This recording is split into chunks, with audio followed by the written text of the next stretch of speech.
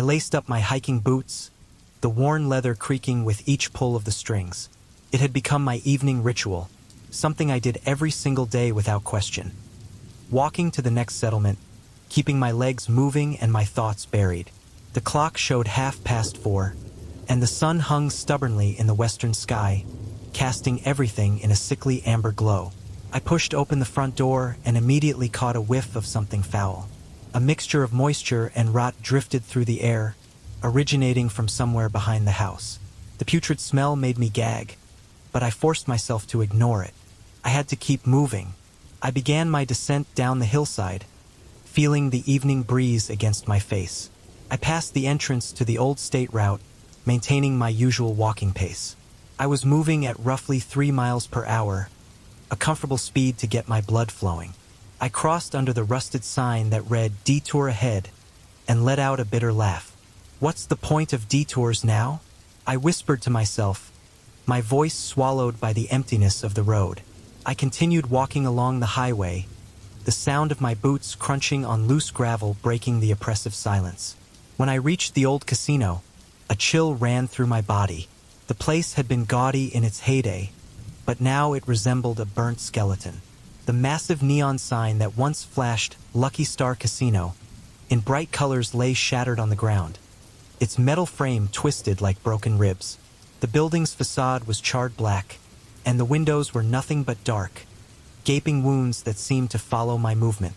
The casino sat beside a small pond that used to mirror the flashing lights during busy weekend nights. Now the water was murky, covered with a greasy film that reflected what little daylight remained. The shoreline was cluttered with wreckage, shattered glass, chunks of concrete that looked like pieces of the building, and something that appeared to be a torn yellow banner. A nauseating stench rose from the area, worse than the smell of decay I'd encountered earlier. It was like a combination of burning plastic and spoiled meat, as if corruption itself had settled into the atmosphere. I glanced at the main entrance and saw that the revolving glass doors, which used to spin continuously to welcome gamblers, had collapsed inward, creating a jagged mouth filled with broken teeth. Inside, everything was devastation. Overturned slot machines, collapsed ceiling tiles, and what looked like dark stains covering the carpet and walls. Climbing the following hill, I noticed the water tower of a deserted ranch. The quiet there was overwhelming, interrupted only by the distant rumble of thunder. The old farmstead appeared like a ghostly silhouette against the landscape. The main barn was partially caved in, with loose boards flapping in the wind, and the windows, which had once shown signs of life inside, were now hollow, like empty eye sockets staring into nothingness. As I approached, the smell of death intensified. In the yard, a woman lay near the front steps, her face covered in dried blood, insects swarming around her body. Her vacant eyes seemed focused on some distant point that no longer mattered. The earth around her was marked with chaotic footprints and dark patches, as if someone had struggled desperately to survive there. A few children's bicycles were still scattered across the dead grass, creating a disturbing contrast to the scene of destruction. The trees nearby swayed in the wind, their branches like skeletal fingers pointing toward the storm clouds gathering overhead. In the animal pen, several dead livestock were sprawled across the ground. A horse, still with foam around its mouth, appeared to have died recently. The cattle lay beside it, their bloated bodies releasing that now familiar stench of decomposition. However, amid this scene of horror, one goat was still alive, wandering among the corpses with uncertain steps, as if searching for some purpose to its existence. A few chickens pecked at the dirt mindlessly, their feathers matted with mud and blood. I passed through the broken gate. Over the next ridge, I spotted what remained of a place that seemed to have been abandoned years ago. The ranch house loomed in the distance, shrouded in an ominous darkness. The trees surrounding it, bent by years of harsh weather, cast disturbing shadows over the waterlogged ground. As I drew nearer, the smell of blood mixed with decay hit me like a physical blow, making the air almost impossible to breathe. In the house's front yard, a man lay sprawled, his face marked with dark streaks of dried blood.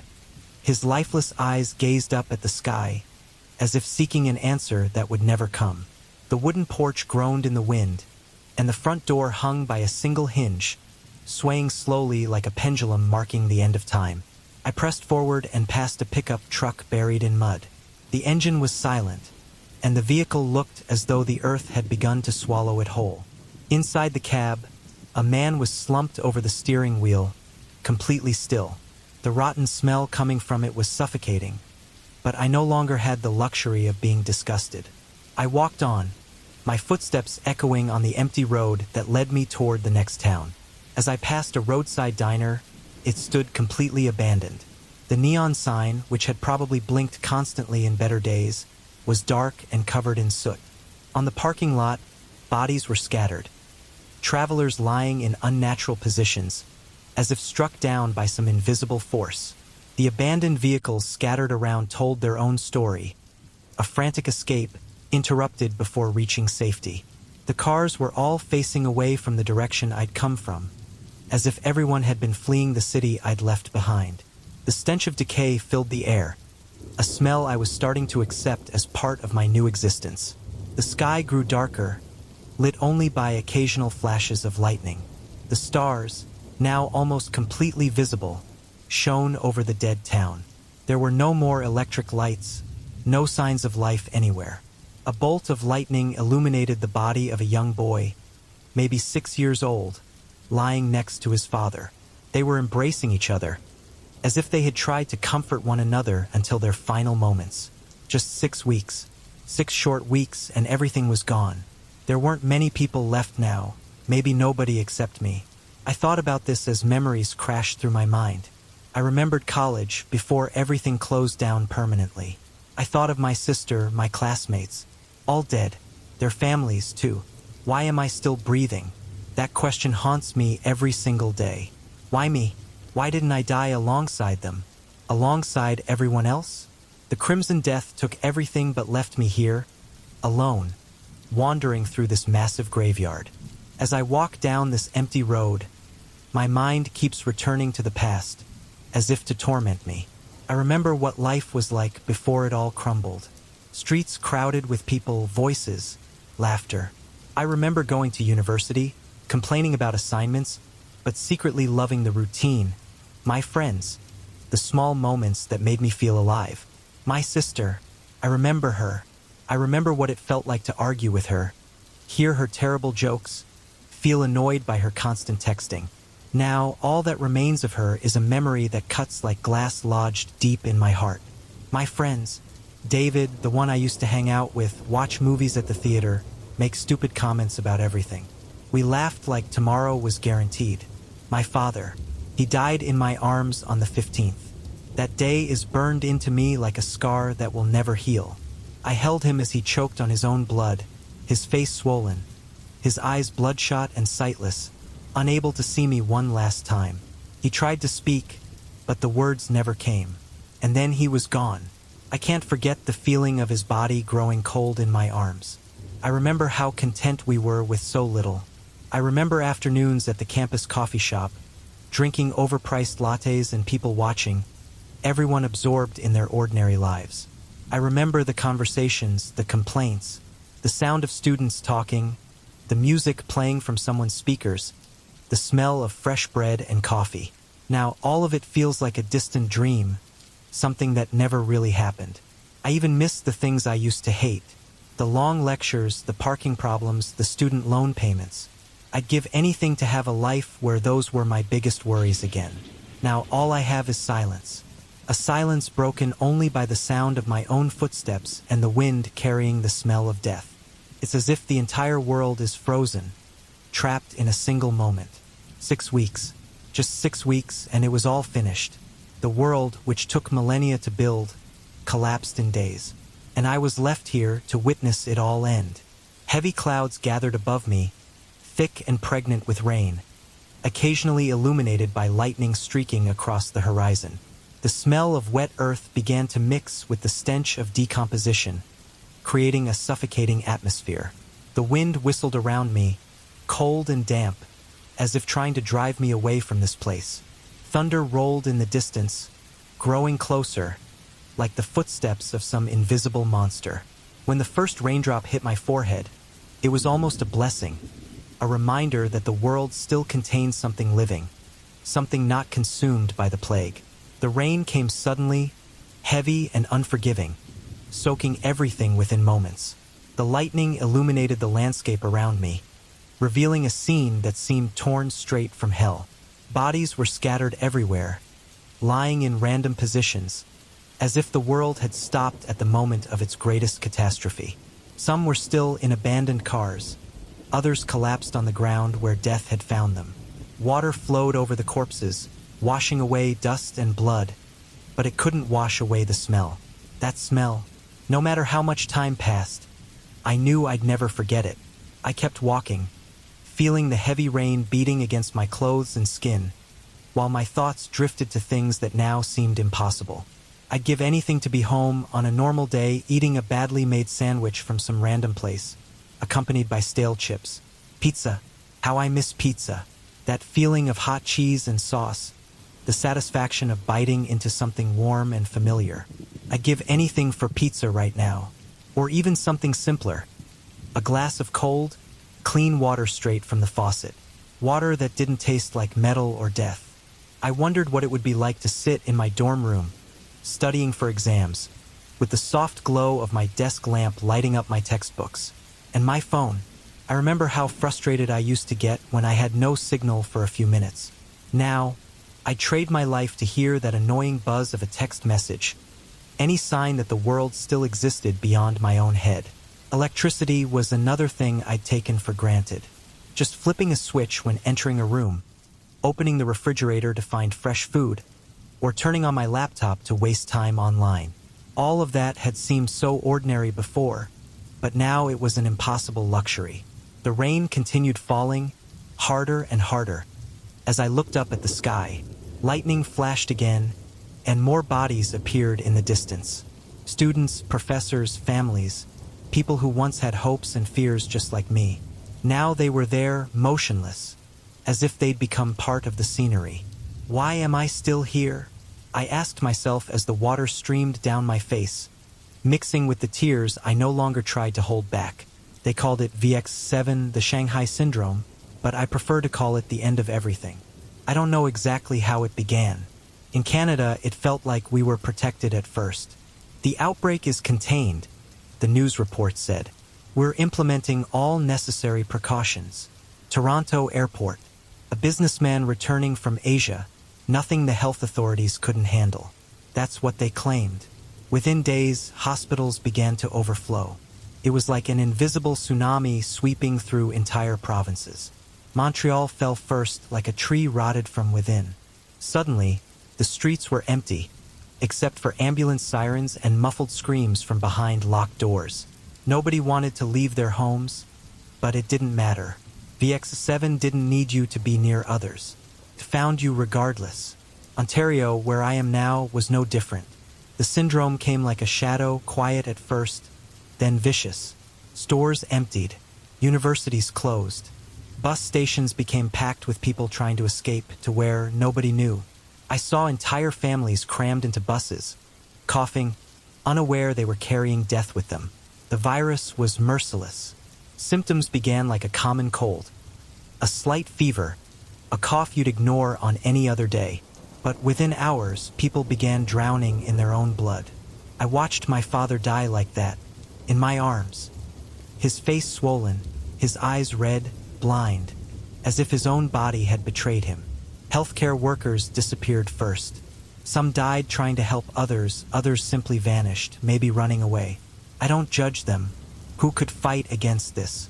Canada had emergency protocols, of course. We always did. Plans for everything, from natural disasters to pandemics. But VX7 laughed at all of them. There was no way to track something spreading so fast. No way to stop something that killed before you even knew you were sick. I remember the last time I watched television. The news anchor was a shell of her former self, coughing between words as she read the statistics. 23 million dead across North America. The government has declared martial law. Then the broadcast ended. It never returned. Now Canada is nothing but a corpse.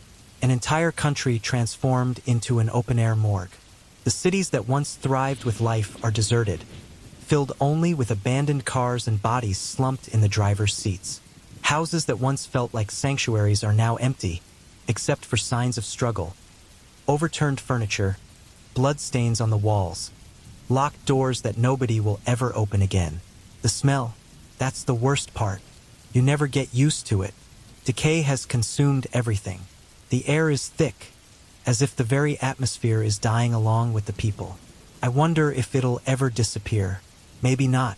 Maybe that's VX7's final gift. I think about who we were before all this.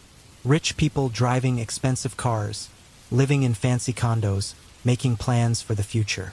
Now, we're all equal. It doesn't matter if you were a doctor, a student, or someone like me. VX7 didn't discriminate. It just took. Toronto, Vancouver, Calgary, Ottawa, all erased. Just a syndrome. It didn't need a war. It didn't need weapons or armies. All it took was a virus. I wonder if anyone else survived somewhere. If there are others like me trying to understand why we're still here. I used to ask myself every day, why didn't I die with the others? Why didn't I catch the crimson death? Why was I the only one spared? But you know what? Forget it. The answer doesn't change anything.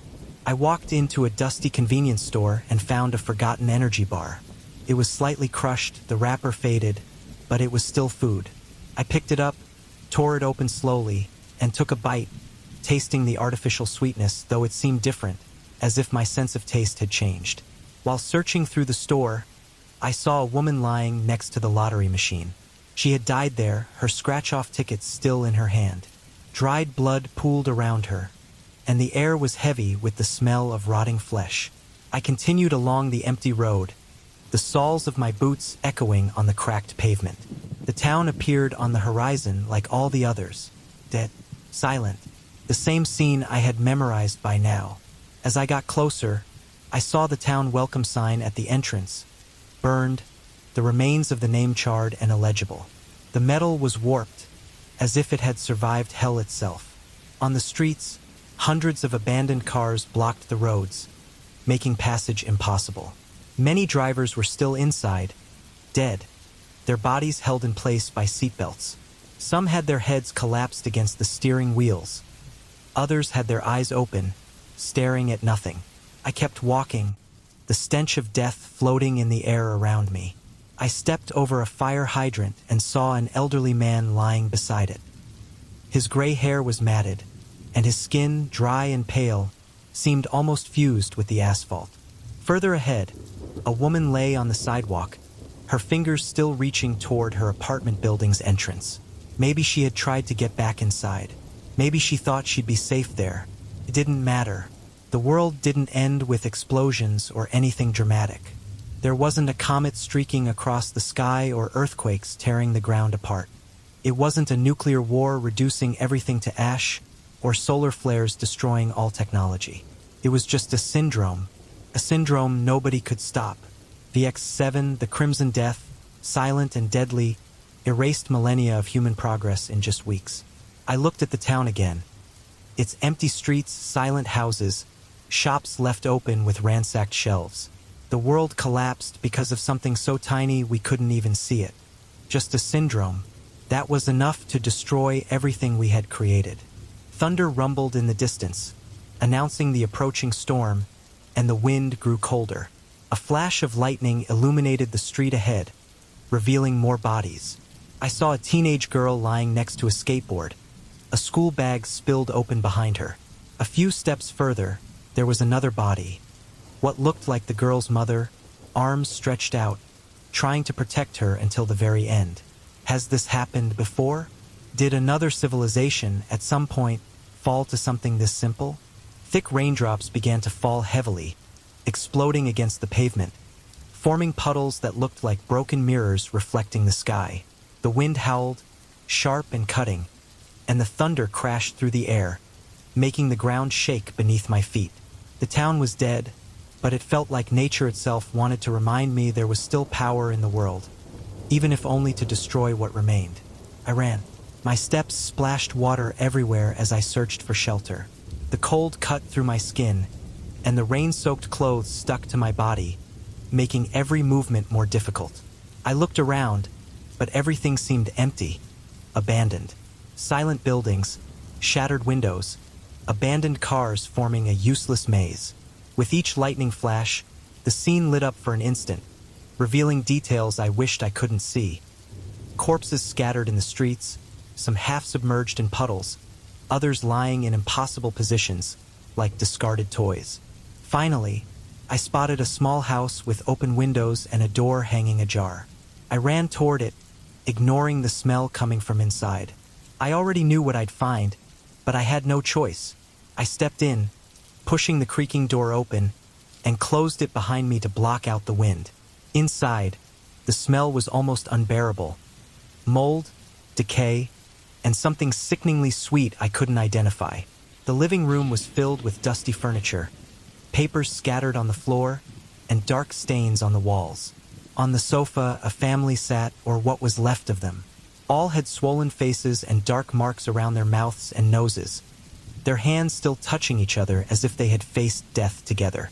The sight made my stomach churn, but I looked away. I didn't have the strength to care anymore. I kept exploring, moving down a narrow hallway. In one of the bedrooms, I found more bodies, teenagers this time.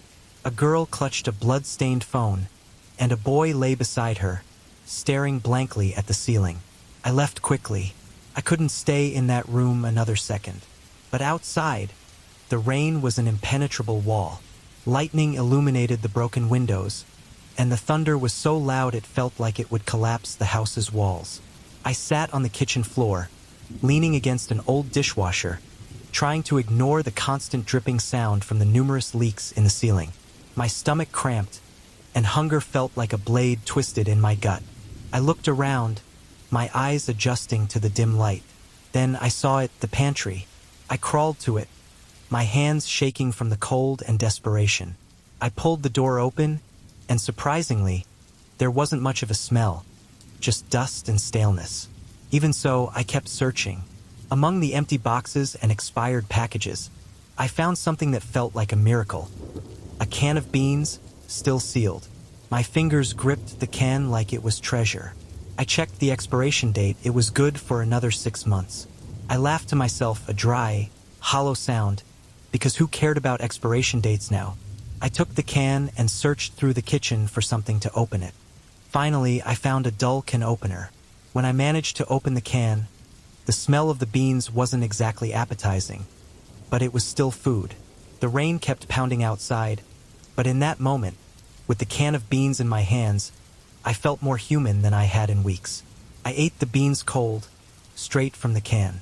The salty liquid and soft beans filled my empty stomach, and for a moment, the bland taste didn't matter.